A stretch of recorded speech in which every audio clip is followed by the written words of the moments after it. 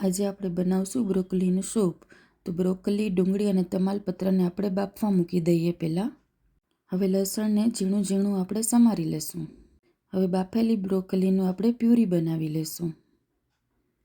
હવે એક પેનમાં આપણે ઘી અને તેલ મૂકશું. આપણે ઓલિવ ઓઇલ પણ યુઝ કરી શકીએ. હવે એમાં કોર્ન અને લસણનો ઉપયોગ કરશું આપણે પહેલાં. બીજું કાંઈ જ નથી નાખવાનું. અને લીલું લસણ હોય તો લીલું લસણ પણ આપણે આમાં ઉપયોગ કરી શકીએ. અને જેને ઓલિવ ઓઇલ ભાવતું હોય તો ઓલિવ ઓઇલનો પણ આમાં આપણે ઉપયોગ કરી શકીએ. આને ધીમા ગેસે એકદમ સાતળવાનું. અને કોર્ન છે આપણે પહેલેથી બાફેલા છે. અને હવે આપણે જે બ્રોકોલીની જે પ્યુરી બનાવી હતી એ પ્યુરી આમાં એડ કરવાની. અને આપણે એને ધીમે ધીમે ધીમા ગેસ ઉપર આપણે એને હલાવવાનું. બિલકુલ તેલ ન દેખાય એટલું જ તેલ કે ઘી મૂકવાનું આપણે. અને આ હલાવતું જવાનું એકદમ. જો કલર કેટલો સરસ. અને આપણે નિમક થોડુંક આપણે બાફવામાં જ નાખી દીધેલું હતું આમાં.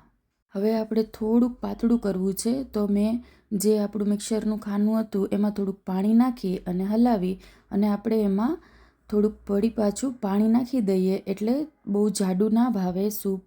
એટલે આપણે થોડું એને પાતળું કર્યું. અને હવે આપણે એમાં ચીલી ફ્લેક્સ નાખી દઈ શકીએ, જે ઓપ્શનલ છે પણ ટેસ્ટ સારો આવે એના માટે આપણે થોડુંક ચીલી ફ્લેક્સ પણ નાખી શકીએ અને ઓરેગાનો પણ નાખી શકીએ. પણ મેં ચીલી ફ્લેક્સ જ નાખ્યા છે, જે નોર્મલી 2 ચપટી જેટલા સરસ ટેસ્ટ માટે. હવે આપણે બહારના ક્રીમનો પણ ઉપયોગ કરી શકીએ, પણ હું ઘરની વસ્તુ વધારે પ્રિફર કરું છું. તો એ માટે મેં નાખી છે આમાં થોડી મલાઈ અને 1 ચમચી એક દૂધ, જેથી કરીને એની જે સુગંધ આવે બહુ સરસ સુગંધ આવે. ચલો હવે આપણે આને કરીએ ટેસ્ટ, કેવું બન્યું છે.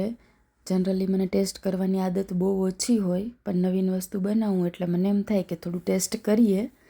તો ટેસ્ટ કર્યું આપણે. બહુ સરસ ટેસ્ટ આવે છે. ખાલી નમક નાખેલું છે, બીજું આમાં કંઈ એડ ઓન નથી કરેલું મેં. હવે આપણે થોડાક ધાણા અને ડુંગળીના પત્તાથી ગાર્નિશ કર્યું.